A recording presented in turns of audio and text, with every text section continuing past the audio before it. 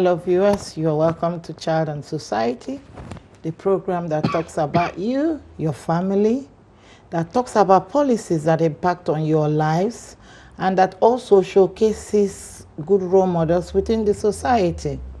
Today, you have got me, your regular presenter, Vivi Colley. I'm going to be presenting issues concerning child marriage today. With me is Simi Solodabiri. You're welcome, Simi. Thank you. Simi, as you know, is one of our regular panelists. She's a consultant, child protection specialist like myself. So we're going to be looking at child marriages. Is it right for adults, men, to sit in the Senate and reduce the age of consent to marriage, age of consent to sex, from 18 years to 11 years? Is it right that 11 years old child, a baby who is just finished one phase of development, going into another phase of development, to be forced against her consent to be married out to an adult who is normally 20-something years older than the child?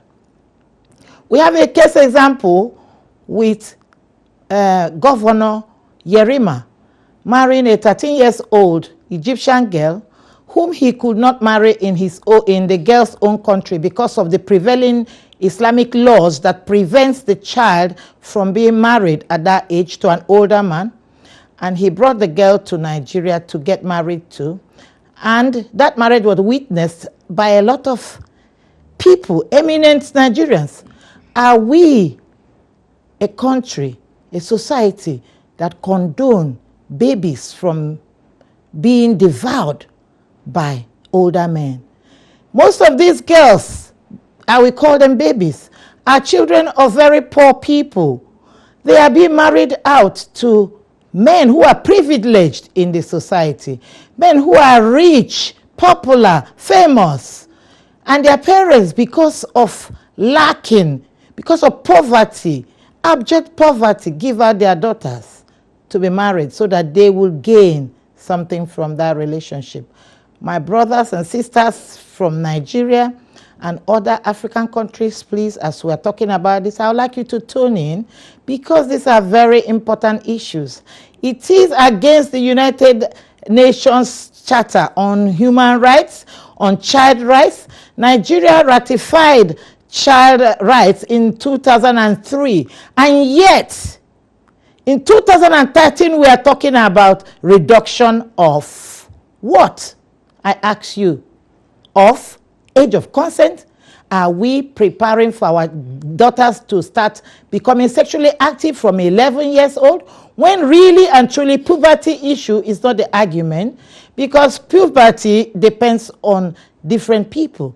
11-year-old may not even be ready to start seeing her menstruation. Sometimes they don't see menstruation till they are 15. I did not see my menstruation till I was 14. So would you say that I was ready for marriage at age 11? My brothers, my sisters, Nigerians, stand up. We are going to be talking about this issue right now because I'm really, really worried. And I know that these bills are now before our new president, President Buhari. Is he going to be happy for his own daughter to be married at 11? No, I don't think so. Therefore, we are calling upon him to look into this bill before he signs our children's right away to men who are ready to devour them. There are so many women out there, matured women who are married. Why can't they be married? Why go and look for our children who are virgins? Thank you, people. Over to you, my colleague. Let us talk about this. I think for me the main thing is about the consideration that is a child. You know what I mean? What was in the minds of the legislators who have gone that actually it went through a number of different hands, a number of important people's hands, a number of people that we actually place our lives in their hands every single day. Those people actually pass that bill to the next stage, to the next stage, to the next stage, until it's now sitting on the president's desk. it makes me shudder to think about who is actually ruling us, or who was ruling us, or what consideration they had. The other part for me is about just the whole thing about us moving back in civilization. We have moved so forward in relation to women's rights, acknowledging the needs of the female child, acknowledging the growth of a female child, acknowledging the fact that a female child should go to school and become a doctor like a man become an engineer like a man become. But this bill is saying that female children are no better than a product, no better than something you can buy off the shelf. What is that saying to our female children? What is that saying to us women who have actually become independent women? Okay, Simi, yes, I hear what you are saying. But also it's about the world stage. Definitely. For those who do not know, chronologically and physiologically, girls are built in certain way. For a child who is 11, being married out, it's a great responsibility for such child physiologically, because she's still growing. Her body is not fully formed. She's not ready for her body to be opened up by a man. She doesn't have the chronological understanding of what the man or the man's family will be asking of her. And in most cases, these girls are not even the first wives. They are not the second wife. Sometimes they are the third wives. And they are used as errands by the older women in the family. And they are not consented. They are not asked for their consent before they are asked to come and sleep with their so-called rich husband. Imagine it's like you sleeping with God, because the child sees you as a god, isn't it? Don't you think so? I think the child sees the person as somebody to be petrified of. Exactly. This adult man is about to get on top of this 11-year-old child. You know, and I'm sorry to be graphic, but I do not know how else to go about discussing this. Yeah. This adult man who would not allow some other adult man to get on top of his 11-year-old child. What are we saying? It pains me. I think that there needs to be a wake-up for Nigerian women, Nigerian men, and the legislative. Yeah. I think that the country needs to come, and I know a lot of people are talking about it, and a lot of people are appalled about it. I've had discussions about it. But what are they doing? Well, that's just the thing. Because if that bill gets passed and it becomes law, we have moved backwards tenfold. To? Stone Age. Stone Age. Even during the Stone Age, I believe that when girls were besotted to a family or to a man in a family, they were protected. I know that because I remember, even, I'm not talking about Stone Age now, my mother was besotted when she was a little girl to a family that, you know, said, oh, this is a child, we're going to marry that child. It is done. But what we are talking about is not besotting. People are literally hungry for sexually involving 11-year-old in intercourse. That's what we are talking about. Men who are yearning for, they love, making love with a little girl is an abuse. They are pedophiles. Nigerians, I'm saying this, it's so graphic. I cannot pretend about it. It's looking for, it's yearning for young blood, for sex. Exactly. You have first wife, second wife, third wife, you marry a little girl. Let's go back to Yerima again. Yerima married a 13-year-old girl. Well, by the time she was about 17, he was ready to divorce her anyway, to marry another one. Who gave the right to these men to use our little girls, I'll call them angels, and then abandon them and reject them? Why should a child who has a great future be abandoned so soon in life because of you, an older man, because you want to meet your own needs, because you've got money to buy the love, because you've got money to buy the family? We are saying that we are really concerned. As child protection consultants in this field, we are really worried. And we are saying that Nigeria needs to stand up, wake up, women, legal profession in Nigeria, wake up, get up, and do something about this. Because all new political appointees, get up and do something about it, because we are really worried about what is going to be the fate of our children once this bill is signed by President Buhari, and we believe that he's not going to sign it. Because if something isn't done, we're going to have a generation of damaged young women. We're going to have a generation of damaged children that come from that abuse that that young person's experienced. We're going to have a whole level of young women who are not going to be able to function, who have no decent education, and who have been maltreated, and who are emotionally damaged. What kind of mothers are they going to make? Yeah. What kind of future partners are they going to make? A whole level of mental health we're looking at. Do we actually have enough money in the country? Do we have services for them? Exactly. We don't have to address services for them. In fact, who is representing these girls when they are abandoned by their so-called husbands? Well, they are nobody. little girls. Who is representing their Nobody. needs? Nobody. They are just left for yet another person to pick them up. Yeah, and that's what's gonna sometimes happen. their children are taken away from them. Yes. And the girls are left on their own to devise. What is that saying about how we respect our females, our female children, our young adolescents, etc.? What is that saying? It is absolutely painful to Right. to actually consider it. Okay. Now we're going to just take you back again to developmental issues. 11-year-old, 12-year-old, 13-year-old, they are still at the age where they are now beginning to know who they are. I am V. I need to have friends. I need to make friends. I need to interact with other people. I need to interact with my age mates. I need to learn how to be a young girl. I need to learn how to look after myself. I'm not of the age to begin to think about looking after a baby because I'm still growing.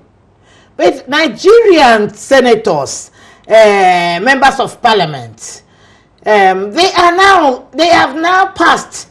Would you say they have passed it? No, yet? they haven't No, passed they it. haven't passed it. They haven't But passed they've it. deliberated upon it, and it's ready to be passed. They have actually, it's ready to be signed because they've agreed. And their argument was that Section 29 of the Constitution, Section 29(4)(4)(b) says that if you are a married woman, You're an adult. you are an adult. My brothers, my sisters, fellow Nigerians, you are not an adult because you are married. You're an adult because you have the ability to, you have grown up, you have explored life, you have passed 18, you have some kind of understanding what it is to make some kind of decisions. These children will never, ever, ever be able to make decisions for themselves. They don't make decisions, they don't consent to anything, they are just there to be used. Imagine the 13-year-old Egyptian has been used. By the time she got to age 17, an age of beginning to question things, she's Exactly. been phased out of that relationship. Who is there to advocate for her? Nobody. Nobody.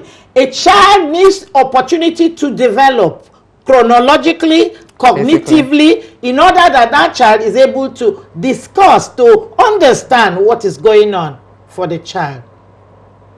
Marrying a little girl is pedophile tendencies. Marrying a little girl is an abuse. It's against United Nations Charter. One of the states, I think it's either Jigawa and Borno. Jigawa has, I think it's Jigawa, yes, Jigawa has actually come up with a refined form of law that kind of prohibits, it's not quite there, but they have actually devised a law. And Borno State are also looking at emulating Jigawa, just to agree that, yes, we need to look into this. Brothers, sisters, we all need to look into this. We do. We cannot close our eyes and allow the rich to be using our children to satisfy their sexual needs. Definitely. And after they satisfying their sexual need, they leave our children, for us or back to the society. Now, who picks up that problem? In Yemen, a 13-year-old girl who was married was she died after 3 days of her marriage. The reason was that she was engaged in sexual intercourse with her so-called husband, and during which time she bled internally because she was not ready. She wasn't ready. She wasn't Her ready. body was saying, please, Yes. what's happening? Yeah, she wasn't ready. Her body was saying, what is happening? What's Why? happening? What is shock? Yeah, definite shock. She wasn't ready. She wasn't ready. Men, please, our daughters are not ready. They are not ready. Now, we know that there are psychological issues that impact on these children. We know there are social issues that impact on them. We know that there is issue of lack of education. I know some arguments about, oh, when they grow up, they go to school. When they grow up, they go to school, but they've had children all this time. Well, who is going to be caring for those children? I know who's going to pay their school fees? Yes, exactly. Who's going to pay their fees? Yes. And not only that, in Nigeria, we are already experiencing issues around child adolescent problem with children behaving badly. When you marry a little girl and perhaps you are about 20, 25 years older than that girl, perhaps you die suddenly, who looks after that child? Yes. The child becomes the responsibility of who? The family. We know that the families are not well equipped to look after children of other relatives. We know that the state has not even thought about what services we're going to put in place for these children. Yeah. Which country will leave the important needs and start going to meet the needs of the affluent? The needs of the affluent is what we're talking about. The needs of affluent is they want to marry young girls. But actually people's needs are, what services would they be for my children? Educational service, housing service, employment services, the needs, health services. Have we actually been talking about that? There's no discussion about that. There's also no discussion about what rights that young person has. If they're saying that that child is an adult because she is married, so what are her rights? Are her rights the same as the other wives in the house then? No, she's a slave. So therefore, she's not an adult. No. They can't have it both ways. No. No. So therefore, this is a child who will then be left on her own, who will be a slave to everybody else, and who could be sold on in that case. Right. As a matured girl, if you have your husband, you know when you need sex and when you don't. Exactly. But with these little girls, they just call them, come to have sex because your master wants to have one. Exactly. And they make you become pregnant even though you don't want pregnancy that time. Even though your body can't carry the pregnancy. Yes. There have been a lot of issues, medical issues with a lot of girls who have suffered from vascular fistula, and I know that from research about over 200 girls or women in Nigeria suffering from 2,000 girls in Nigeria are suffering from 200,000 are suffering from that element. And I know that there have been some girls who have been divorced because of that problem. And not only the fistula, they also have the problem where in their back passage they are unable to even hold